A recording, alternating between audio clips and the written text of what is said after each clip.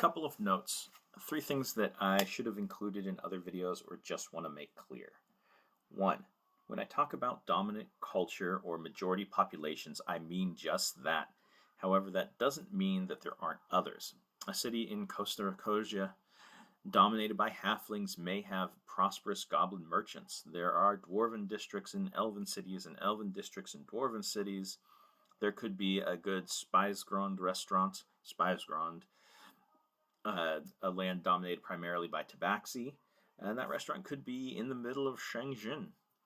Just because I didn't mention it in a quick overview doesn't mean it isn't there. Even if I do videos on different cities, I will never cover everything. This is for a couple of reasons.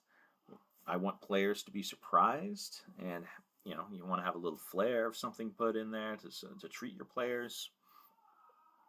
And think about a city that you know well, maybe one you've lived in your whole life even. Try to describe that city in 10 to 30 minutes and see if you can include everything you know about it. Never mind the things that you don't know about it. So, just because it's not mentioned doesn't mean it's not there. That would also include multiple districts in the same city of different cultures, things like that. 2. While cities or regions where a pantheon is the dominant, where the pantheon is the dominant faith may have a patron deity, which I've mentioned before. That does not mean that everyone primarily worships that deity. A family may have a tradition of paying homage to another deity, and pass that practice down from generation to generation. A city that may have the patron deity of trade and commerce, or protection.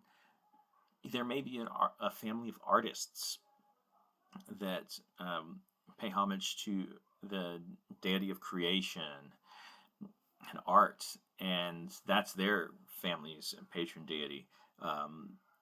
That's completely acceptable and probably a pretty common practice.